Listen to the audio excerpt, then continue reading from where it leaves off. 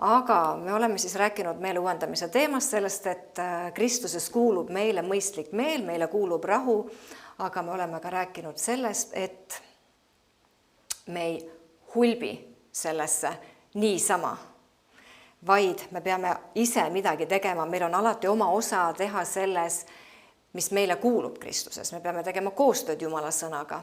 Eks, et me niisama ei ole niimoodi, et ühel päeval ärkame üles ja meil on mõistlik meel olemas ja meil on Jumala sõnaga kooskõlas mõttemaailm või mõtteviis on meie oma, et see ei juhtu nii, et meil on oma osa vaja teha.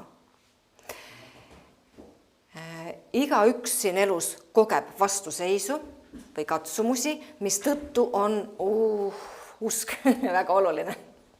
On usk väga oluline sellepärast, et kui me seisame silmitsi katsumustega usus, siis me võime olla kindlad, et me tuleme sellest ka võitjatena välja. Ehkki võit kuulub meile alati. Võit kuulub, aga võit ootab meie usku. Et me usu läbi selle enda elus realiseeriksime või vastu võtaksime või tooksime esile oma elus. Võit on Kristuses meile antud, aga me peame rakendama oma usu, et see kätte saada. Sellepärast, et isegi 1. Johannese 5:4 ütleb, jah, igaüks, kes on sündinud Jumalast, võidab ära maailma ja see ongi võit. Ja see ongi võit, mis on võitnud ära maailma, meie usk. Nii oluline see usk ongi. See ongi võit, mis on ära võitnud maailma. Meie usk ja usu läbi toome võidu esile. Me teeme selle nähtavaks enda elus. Usu läbi. Meie võit ootab meie usku. Seetõttu on vaja usku. Mida vaenlane tahab? Meie usku. Me kinni hoidma sellest. Ja kui usku pole, või kui me ei realiseeri oma usku, siis me ei saa kätte seda võitu nii, nagu me võiksime või peaksime. Ehk need asjad, mis Kristuses meile kuuluvad, ei ole automaatsed, need on tingimuslikud. Ja mis on see tingimus? See tingimus on see, et me teeksime Jumalaga ja tema sõnaga koostööd. Ehk me praktiseerime ja paneme tegudesse seda, mida me Jumala sõna kaudu õpime. Ja me kuuletume Jumalale seeläbi, oleme sõnakuulelikud ja üks osa Jumalale sõnakuulelik olemises on see, et me realiseerime enda usu. Meil on usk, Jumal on andnud meile usu, aga me peame oma usku kasutama ehk selle realiseerima. See on sama näide, nagu kui mul on auto, siis mul on auto, aga kas ma olen alati oma autos? Ei ole. Samamoodi, mul on usk, alati mul on usk, Jumal on andnud igale ühele usumõõdu, kas ma seda kasutan, kas ma seda vabastan, kas ma seda realiseerin, see on teine asi. Ja Jumala usk toob siis selle Jumala väe nähtavale. Mis on kuradi strateegia selle juures?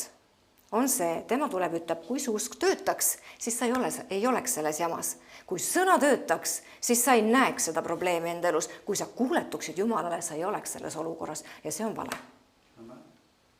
Sellepärast, et tegelikult on see tema taktika meid heidutada ja meid kõrvale juhtida. 2 asja. Üks on see, kui me avame kuradile ukse oma patuga, eks ju, siis ta tuleb ja ründab meid, eks ju, see on teine asi. Aga kui ma praegult räägin sellest, et Jumal tahab meid edutada, tegelikult alati aust-ausse viia, kõrgemale viia, parematesse, suurematesse ilmutustesse, teadmistesse, sellesse, et me rohkem teeniksime, siis ka sinna kurat tuleb hakata vastuseisu tooma meile selle pärast, et miks? Just ta ei taha, et me saaksime teada, kes me oleksime Kristuses, et me liiguksime rohkem Jumalas edasi ja tema plaanis. Ja see ongi see, miks ta toob esile neid vastuseise ja asju. Tegelikult usk töötab, Jumala sõna töötab ja me kuuletume Jumalale, see ei tähenda seda, et ta valetab lihtsalt, et kui see usk töötaks, siis sa ei kogeks seda. See ei ole nii, see on tema üks taktika ja see tuleb ära tunda. Sest 1. Peetruse 4:12-13 ütleb, armsad, ärge pidage võõraks tulekuumust enestest, mis teile on saanud katsumiseks, otse kui sünniks teile midagi võõrast, vaid seda mööda, nagu teil on osa Kristuse kannatamistes, olge rõõmsad, et võiksite rõõmustuda ning hõisata tema au ilmumisel. Me võime mõelda, et kui kuuletume Jumalale, siis kõik takistused saavad automaatselt kõrvaldatud. See ei ole nii. Kurat just saadabki igasuguseid takistusi siis, kui me oleme otsustanud, ma järgin Jumala plaani, ma hakkan rohkem piiblit lugema, ma hakkan aktiivselt koguduses käima, ma hakkan rohkem palvetama. Ehk ma kuuletun Jumalale. Siis on see, mis ta ütleb, ära pea võõraks, tule kuumust enestes. Kurat tuleb süüdistama, et mitte miski ei tööta. Aga tegelikult töötab ja kes meid testib siis? Kurat saadab neid teste või katsumusi meile ette. Et panna proovile, kas tegelikult ka usud seda, mida sa räägid. Sest ta kuuleb meie suusõnu, ta kuuleb seda, mida me välja tunnistame ja ta paneb proovile, testib, kas see usk on kindel või sa taganed oma usust või see usk toetub tunnetele. Tegelikult ka nendes katsumistes saad ise teada, mis masti see usk on, kui vastupidav ta on. Et see on justkui see, et või, mis kvaliteediga ta on. Aga mida Paulus ütleb, et ole rõõmus, olge rõõms, Peetrus ütleb, olge rõõmsad nendes hetkedes. Ole rõõmus, et sind peetakse testimisvääriliseks. Kurat peab sind järelikult selliseks ohuks, sa teed midagi Jumala riigi heaks, ta tahab takistada seda. Seetõttu ta toob vastuseisu. Aga me võime mõelda, et me elame elu. Järelikult ma elan elu, mis ohustab teda. Ja ta tahab peatada mind mingil eesmärgil, ta tahab peatada. Aga meil on võimalik rõõmutseda läbi iga testi, läbi katsumuse. Ja rõõmutsemisel hoiame me oma tähelepanu võidul, sellel, kes me oleme Kristuses, mis meile kuulub Kristuses. Ja me ei pea üldsegi fokuseerima sellele, mis oli minevikus või mingile hukkamõistule. Me peame alati hoidma meeles, et kes on vaenlane, ta on võidetud, ta on juba alistatud, tal ei ole meie üle mitte mingit meelevalda.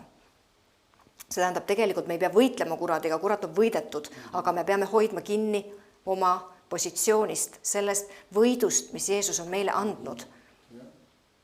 Sellest, mis meile kuulub, eks. Me peame valvama oma territooriumi, me valvame oma mõttemaailma ja seisame vastu igasugusele valele mõttele, valele rünnakule. Jumala sõnaga seisame vastu. Seega, kui meile tuleb vastuseis, kui meile tuleb mingisugune test, kui tuleb katsumus, siis mis on meie vastus? Rõõmutsemine. Olge rõõmsad. Paulus kirjutab, pärast vaatame väga palju sellest, olge rõõmsad. Ka Peetrus kirjutab, rõõmutse, sest rõõmutsemine on mis? See on usutegu, see on usu hääl. Ja see näitab ka meie suhtumist. Kas me hakkame vinguma, hakkame muretsema, hakkame või heitume? Ei, me rõõmutseme nendes keerulistes olukordades, sest vaenlane on meil võidetud. Ja just nagu pastor enne tõi, tegelikult see on ka see, et me karastume nendes olukordades. See on see, miks ma rõõmutsen. Ma saan tugevaks, ma saan järjest tugevamaks. Minu usk pannakse proovile, see toodab kannatlikkust. Aga kannatlikkuse ja usu läbi võetakse ainult need tõotused vastu. Ja kõik need testid on see, et kui ma nendest läbi tulen, siis minu usk tugevneb, mina tugevnen ja tuleb see vastupidavus. Just, vastupidavust on vaja, et usk alla ei annaks. Seega, üks asi on vaja oluline mõelda seda, et kui me tahame rohkem Jumalat, kui me tuleme suurema tõe juurde, suurema valguse juurde, siis kurat ei taha, et me seda teeksime, et me saaksime teadmisi sellest, kes ma olen Kristuses, mis mulle kuulub, mis on tegelikult minu positsioon ja ta seisab vastu sellele. Aga me peame siis aru saama, mis on need tema strateegiad. Ma saan olla ette valmistatud juba selleks, et kui ma tean, et mõnikord on, kusjuures on reaalselt olnud, on koguduse koosolekud, kus ma kogen, Jumala võitmine on nii suur, tema ligiolu on nii suur, tean, Jumal teeb tööd ja siis tuleb mingisugune täiesti samal õhtul, mõnikord kurat toob mingi mõtte, kus sa võid solvuda, pahanduda, kibestuda, mida iganes, et ta seda kätte saaks. Ta tuleb ainult sellepärast, et saada kätte sõna, saada kätte usku sinult.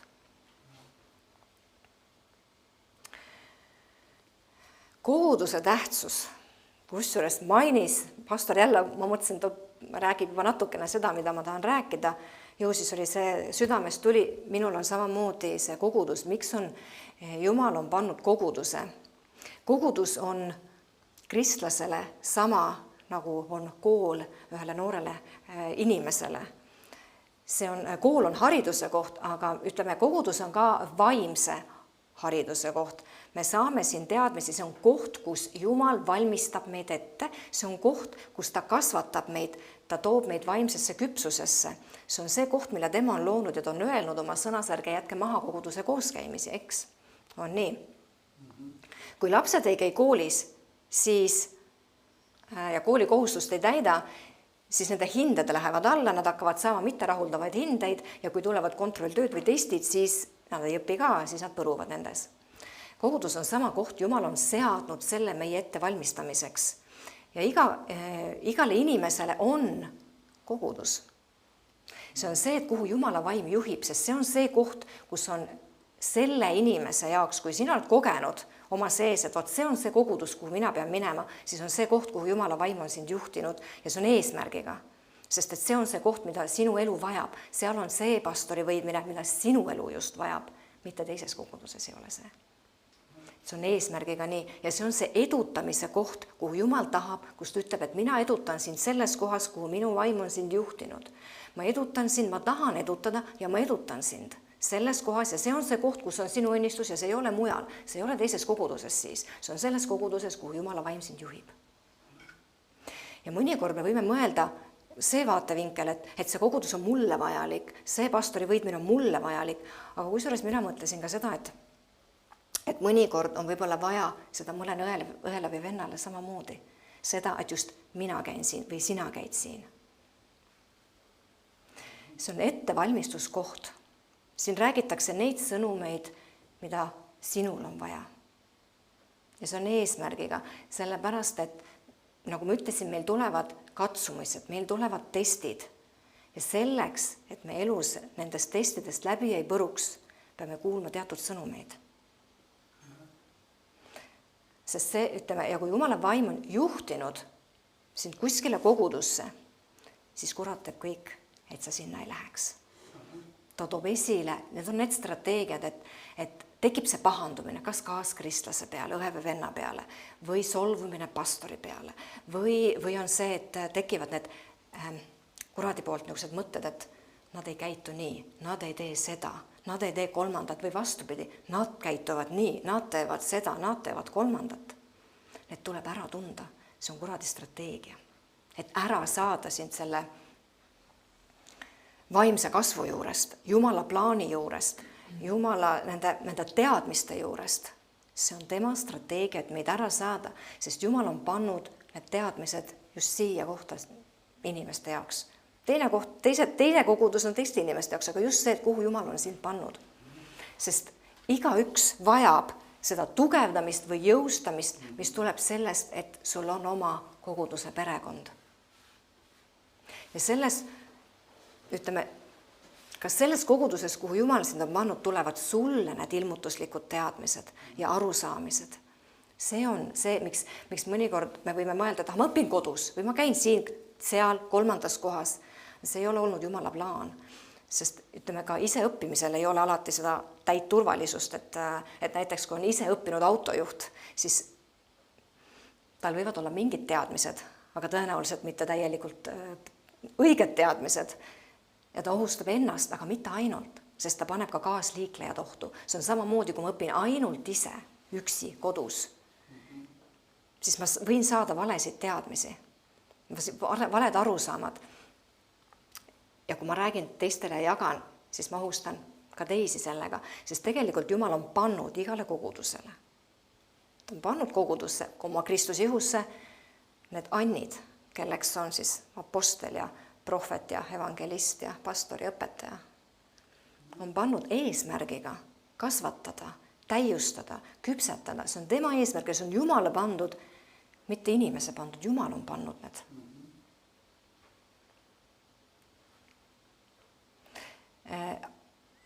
Iseenesest on väga head, on ka sellised õpetused, mida saab kuulata järgi, aga kui inimene, ütleme ka nendele inimestele, kes on võib-olla koju nii-öelda siis kinni seotud, nad ei saa liikuma. Et see on abiks neile ikka, aga kui vähegi saab inimene liikuma, siis Jumal on öelnud, ärge jätke maha koguduse kooskäimised, et see on tema sõna.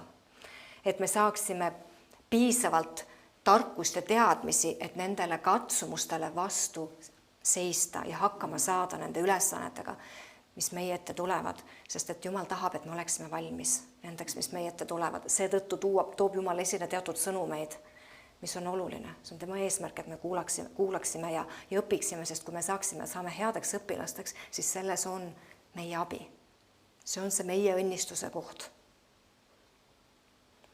Kogudus on ka see osaduse koht, et meil võib töö juures olla usklik, aga see ei ole nagu see kogudus on see koht, see on perekond, mis koondab kokku siis inimesed, kes tegelikult armastavad ühte asja, kes väärtustavad Jumala sõna. Ja see on samamoodi on see, mis on meie ülesehitamiseks ja abiks loodud. Aga jah, kurat teeb siis kõik selleks, et ära saada inimesi kogudusest. Sest ta ei taha, et sa oleksid selle ilmutuse juures või selle väe juures või selle võidmise juures, mis on sinu elu aitamas. Ja ta ei taha, et sul oleks inimeste juures, kes on näljased Jumala järele. Ta teeb kõik selleks, et ära saada. Me ei tohi seda sööta alla neelata. Me peame kaitsma ennast ja oma usku, sest ta on väljas usu peale, sest Jumal tahab meid edutada kogu aeg kõrgemale, aga selleks, et ta saaks meid edutada, on vaja meil usku, et astuda samm Jumala plaanis edasi. Meil on vaja usku ja vaenlane tahab seda usku kätte saada meilt.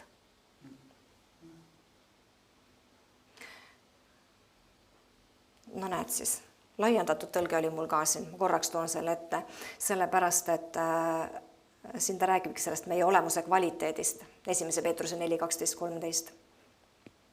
Nii, aga 1. Johannese 4:4 ütleb, teie lapsukesed olete Jumalast ja olete nad ära võitnud, sest suurem on see, kes on teie sees, kui see, kes on maailmas. Ehk me toome esile selle suurema enda seest. Me ei pea vastu seisma enda jõust, vaid kui mingi vastuseis tuleb meie vastu, siis ta tuleb alati selle suurema vastu, kes on meie sees. Ja me toome esile selle suurema, meil on püha vaim. Mitte ükski vägi ei ole suurem kui Jumala vägi. Ja see kõige suurem vägi on juba meie sees. Filippi 1:28 ütleb, ega lase endid heidutada mitte millestki vastaste poolt. See on neile hukatuse, teile aga pääste tähiseks ja nimelt Jumalalt. Oi, ma toon laiendatud tõlke, mis on ülihea siin. Ja ärge laske oma vastastel ja rivaalidel end hetkekski, millegagi hirmutada ega heidutada, sest selline püsivus ja kartmatus on neile selgeks märgiks ehk tõendiks ja lausa pitseriks nende peatse hävingu kohta. Aga kindlaks märgiks ja tõendiks teie pääsemise ja pääste kohta ning seda Jumalalt. Ja et seda tuleb Filippi 1:28 tuleb lugeda vastuseisu ajal ja teha sellest enda tunnistus. Mitte miski ei pane mind kartma, ma ei karda mitte midagi, ma ei karda. Ja see peaks olema meie suus. Ma ei lase vastasel, ma ei lase vaenlasel ennast hirmutada mitte mingil moel, mitte mingisugusel vastuseisul ega mitte mingisugusel sümptomil, mitte mingisugusel diagnoosil, mitte mingisugusel finantsilisel survel. Ma ei lase ennast hirmutada. Miks? Sest hirm avab ukse kuradile. Aga kui ma ei karda, siis ma hoian ukse kinni sellele, mis minu vastu tuleb. Ma hoian ukse kinni. Hetk hirmu on selle kirjakoha järgi liiga palju. Hetk hirmu või kartmist on liiga pikk aeg. Ja ka hetk kahtlust on vastuvõetamatu Kristusele. Meil on tõotus selle peale. Me võime olla kartmatud ja kartmatu see peakski kirjeldama meid, kristlasi usklikke. Me oleme kartmatud, sest meile on antud meelevald ja meelevald ma kasutan iga päev. mitte ühel päeval kasutan ja teisel päeval ei kasuta, vaid ma olen järjekindel. Selline suhtumine peaks meil olema, et ma ei karda midagi ja ma olen selles järjekindel ja püsiv. Sest inimesed pikendavad enda võidu kättesaamist või siin füüsilises maailmas realiseerimist sellega, et nad ei ole järjepidevad. See on see põhjus, miks mõnikord võit ei ilmu sellesse füüsilisse maailma. Sest me ei ole järjekindlad, aga me ei pea laskma mitte mingit hirmu endasse, mitte millegi ees, ei tervise, laste, finantside, mitte millegi ees. Me hoiame ukse kinni, me ei karda mitte midagi, sest kui meie oleme püsivad, ta ütleb, et see on kindel märk, see on tõend ja lausa pitser nende peatsest hävingust. Jumal ütleb, nad hävivad, ole järjekindel. Vaenlane hävib täielikult. Ja see, kui me oleme järjekindlad ja kartmatud, on see, kui vaenlane põgeneb, isegi kui ta tuleb meie vastu julgelt, laialt ja uljalt, siis me ei kuula teda. Nii nagu Taavet ei kuulanud Koljatit ja tema pasundamist. Ta ei pannud seda häält mitte millekski, sest vägede Jehova on võimsam kui ükskõik mis hääl. Ükskõik mille muu hääl.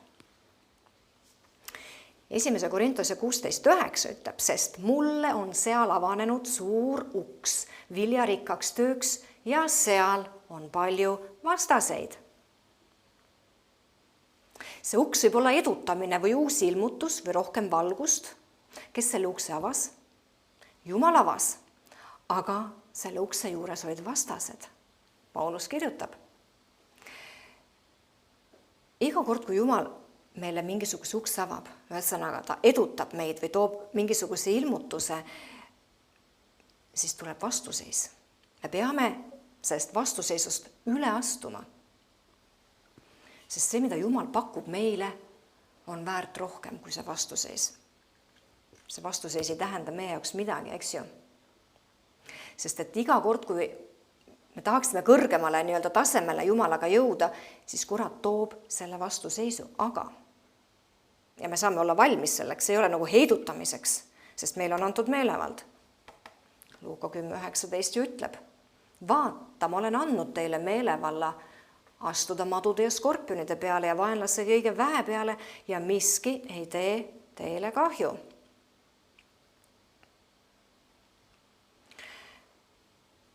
Meie elus või ka usumajapidamises või selles on palju ruume.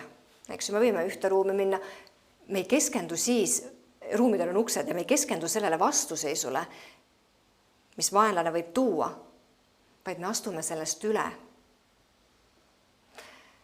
Me võime olla teadlikud, et kui Jumal edutab meid, siis see vastuseis võib tulla. Aga ma ei keskendu sellele, vaid ma astun sellest üle, nii nagu siin kirjakohas ütleb. Et ta on andnud meelevalla astuda nende madude ja skorpionide peale ja vaenlase kõige väe peale ja miski ei tee kahju.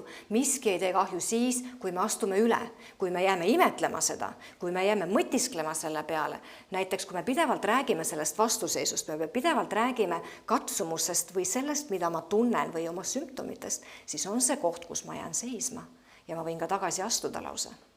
Ja teatud kohad, kui me jääme vaatama ja hirmu tundma nende vastuseisu ees, siis ta saab kahju teha, seda me oleme ka vaadanud, sest ta on andnud meelevalla astuda üle nendest. Jätta selja taha need vastuseisud. Ei jää meie tähelepanu keskpunkti need vastuseisud. Me ei fokuseeri vastuseisule, me fokuseerime Jumalale ja tema sõnale.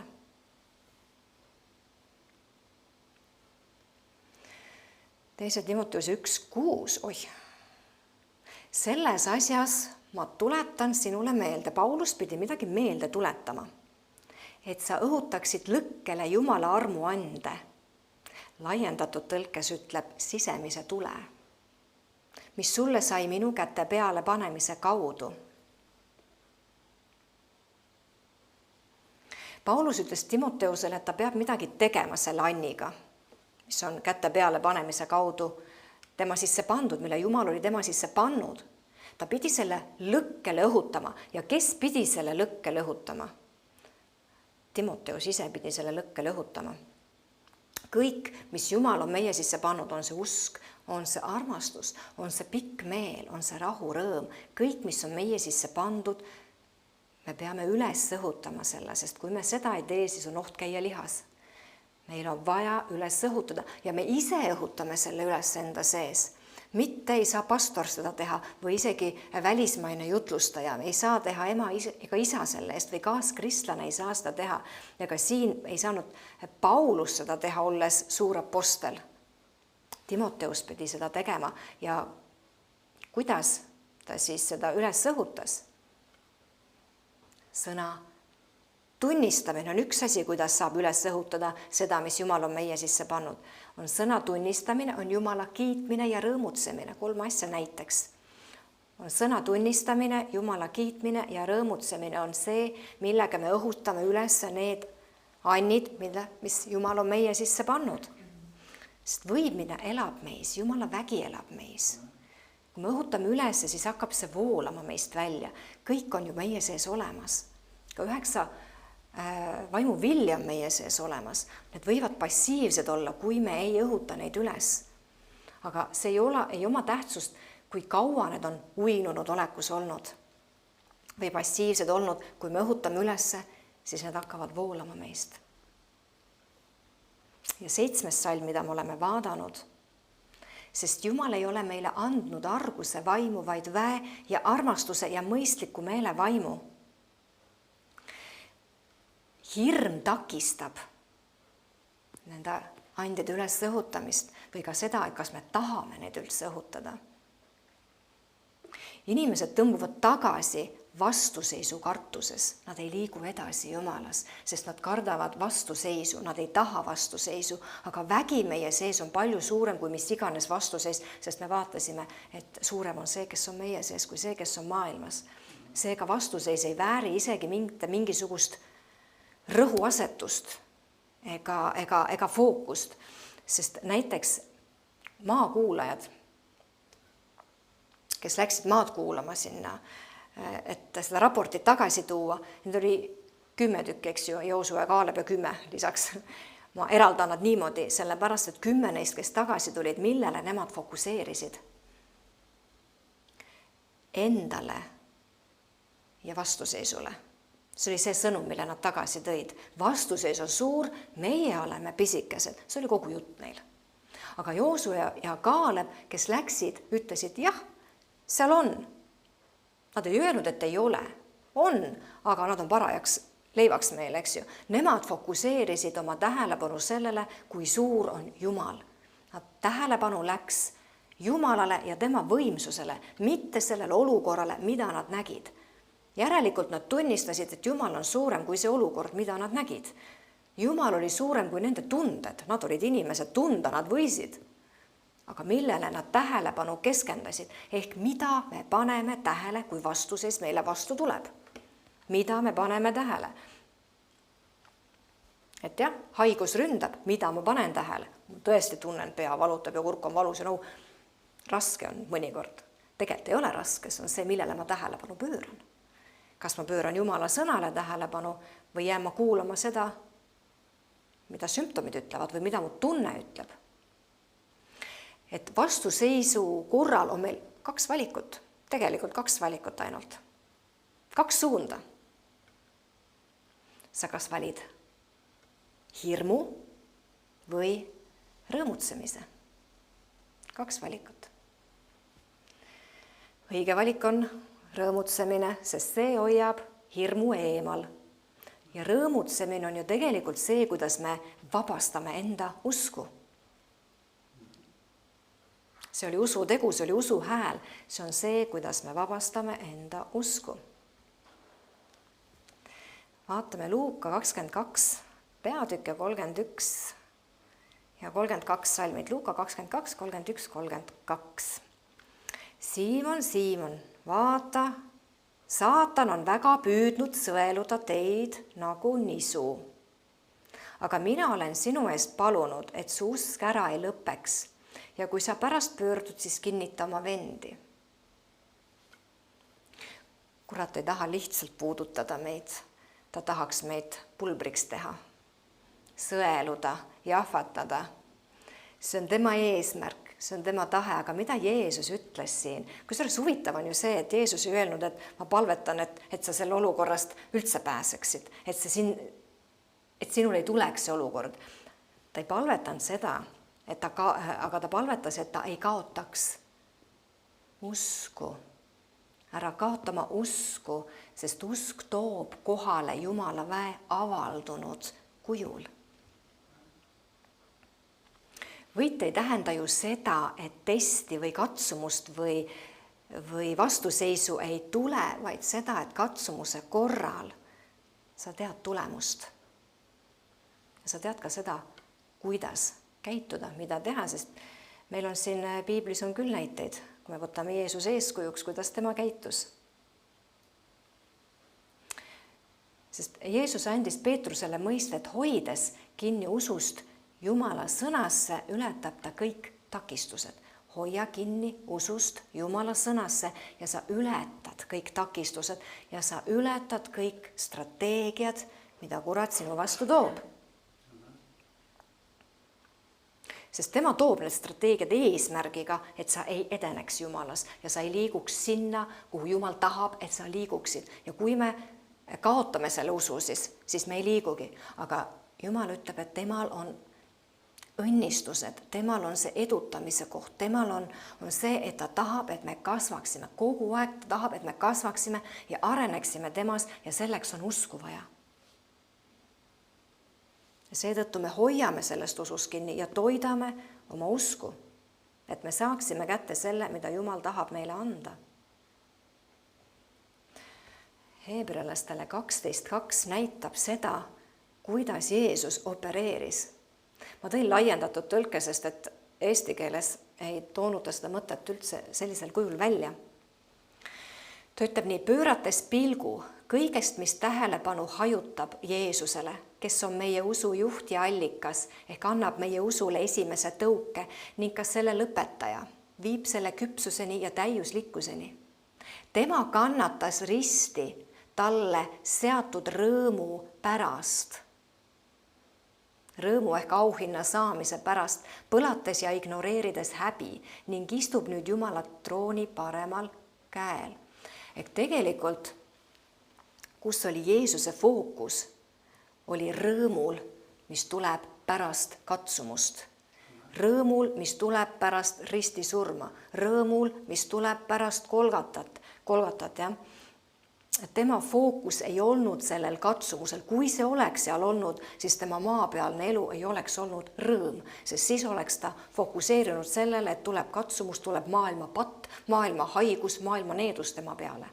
Ta ei oleks saanud olla rõõmus, aga ta oli rõõmus siin maa peal teenistustes, temas oli rahu, temas oli kindlus, temas oli rõõm, sest ta fokuseeris sellele, mis on teisel pool katsumust. Ehk ta fokuseeris oodatavale rõõmule. Mis oli rõõm, ta alistab vaenlase, ta hävitab tema, ta taastab inimese osaduse Jumalaga, see oli tema rõõm. Ka meil on see, et me koondame tähelepanu mitte vastuseisule, vaid me mõtleme, mis on sellest vastuseisust kaugemal, mis on teisel pool vastuseisu. Rohkem võidmist, suurem ilmutus, suurem au, rohkem vilju, mis iganes see olla võib.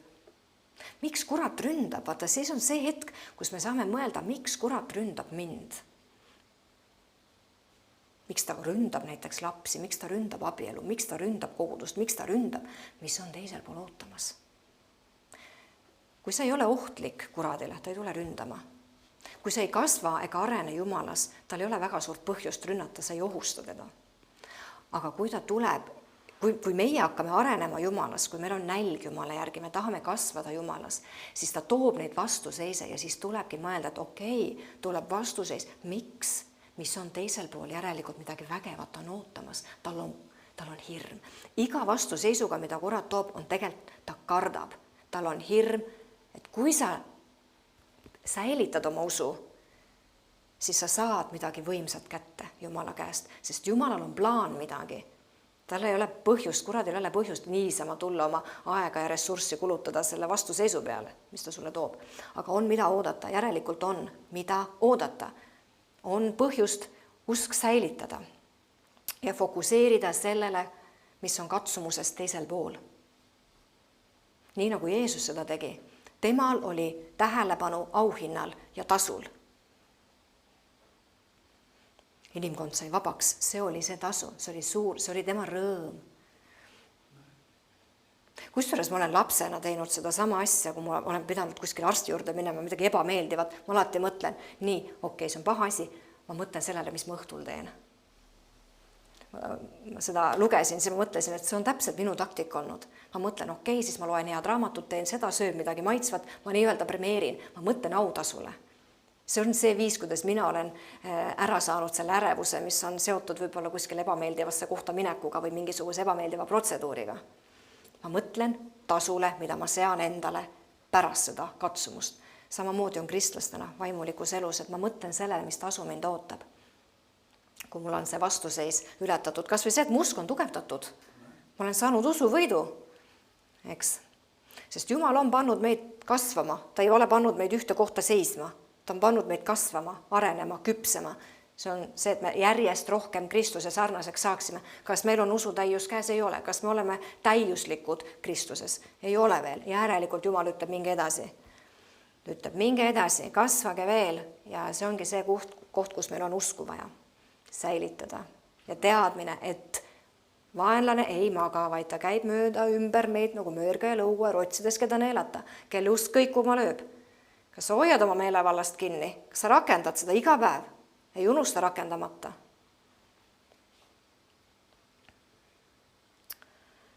Nii, ja vaatame veel. Vaatame mõned kirjakohad siin. Rõõmu kohta, sest rõõm on see,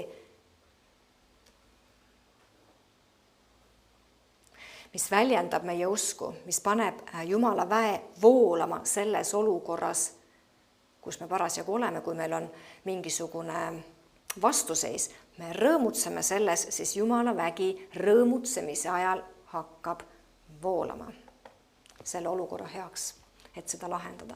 Jakoobuse 1:2-3 ütleb, pidage lausa rõõmuks, mu vennad, kui te satute mitmesugustesse kiusatustesse või katsumustesse.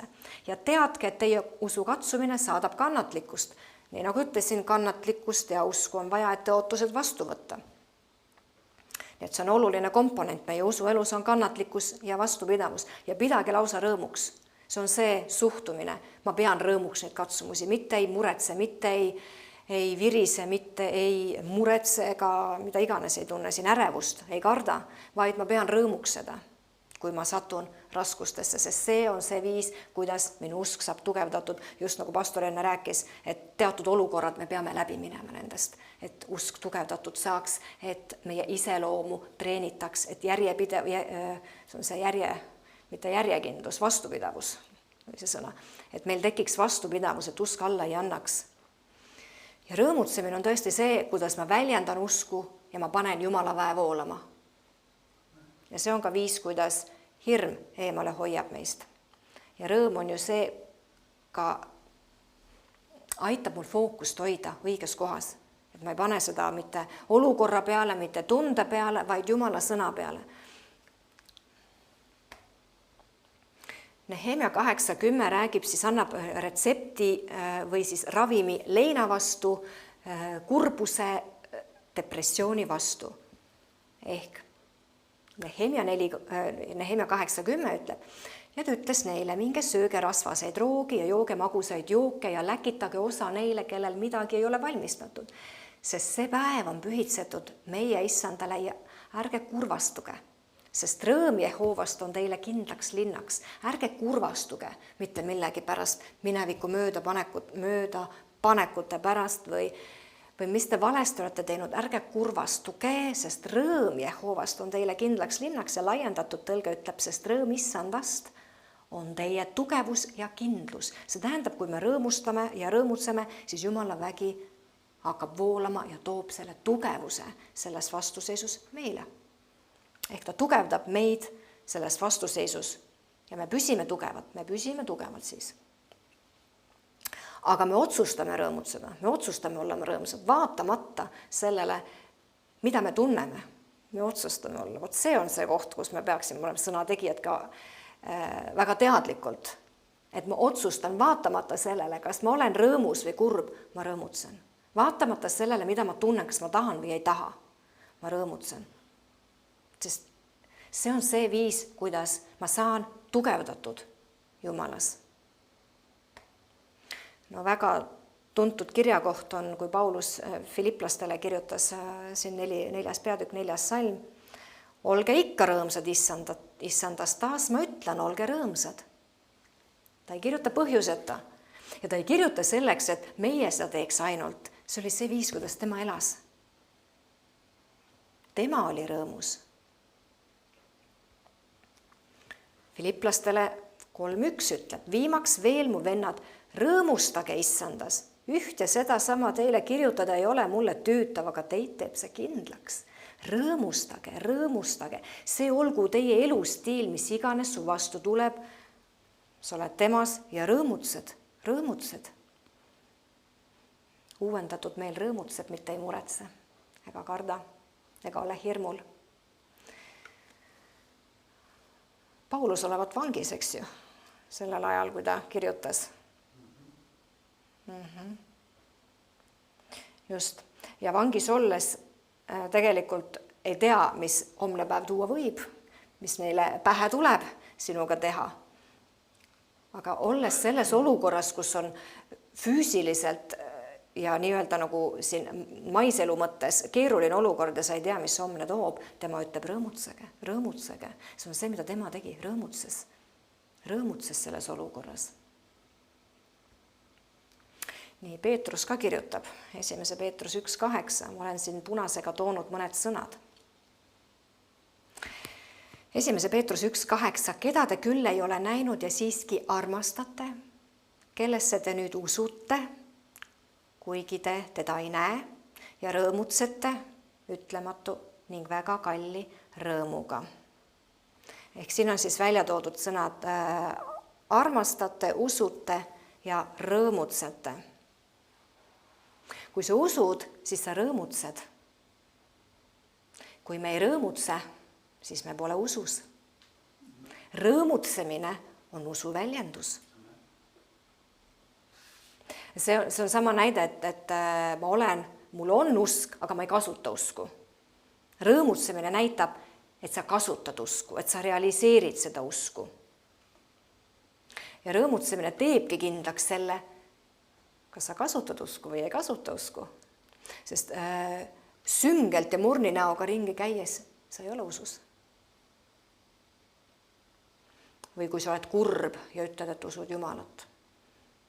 Sest et usk ja rõõmutsemine käivad koos. Rõõmutsemine on see, kuidas sa saad teada, kas sa oled usus. Rõõmutse ja usk voolab. Nii. Korraks Vanasse testamenti Jesaja 26.3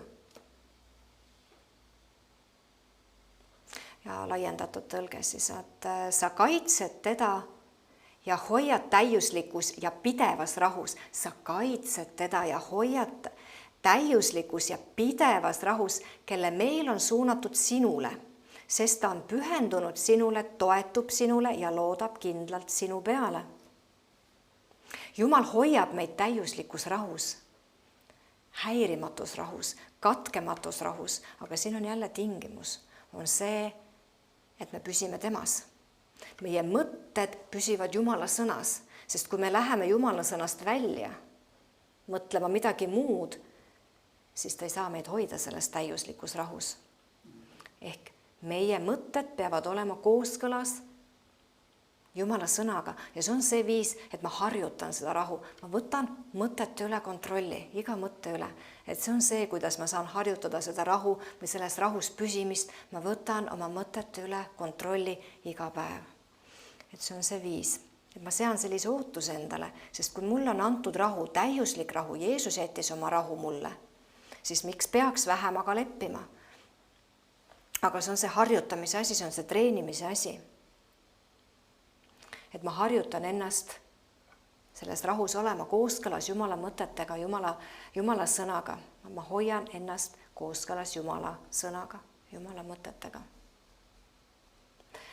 Kus su meel on, seda sa usaldad. Kus su mõtted on. Et kui need on Jumala sõna pea, sa usaldadki Jumala sõna, aga kui mõtted kalduvad, eriti tuleb see välja siis, kui mingi vastuseis tuleb, kuhu mõtted kalduvad. Et seda sa usaldad, et võib-olla on üks teatud finantssurve, et kui sa hakkad mõtlema väga oma sellele, mis su pangakontol on, siis sa usaldad seda. Siis on su usaldus tegelikult selle peal.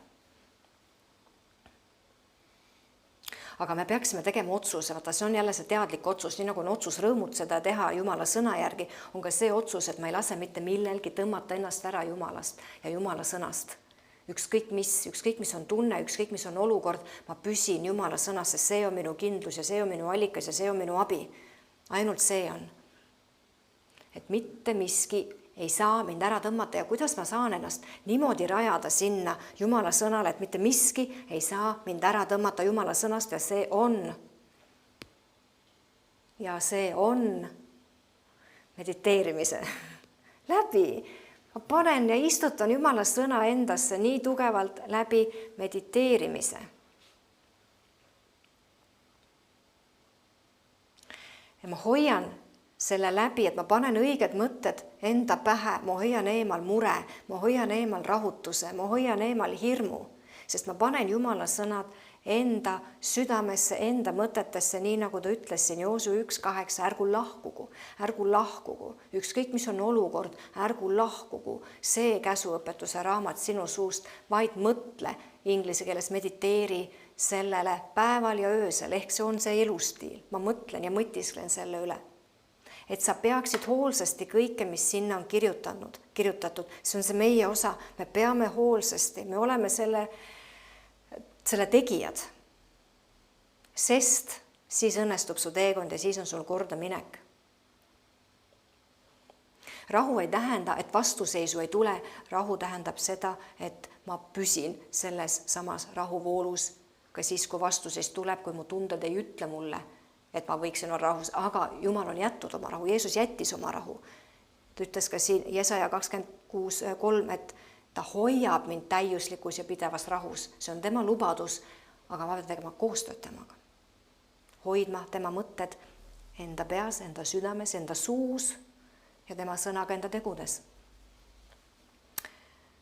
Ja allutama ennast Jumala mõtetele, mitte valedele mõtetele. Nii. Ja viimaseks kirjakohaks on Uues Testamendis, 2. Peetruse 1.2 laiendatud tõlge, 2. Peetruse, see ikka laiendab päris korralikult seda kirja kohta. Armu ja rahu, armu ehk Jumala soosingut, armu ja rahu rohkenegu. Rahu ta laiendab ka, mis on täielik heaolu, kõik vajalik hüve, kõik vaimulik õitseng ja vabadus hirmudest, ärritavatest kirgedest ja moraalsetest konfliktidest. Vot see on rahu. Ja ta ütleb armu ja rahu rohkenegu, paljunegu, rohkenegu teile. Kuidas?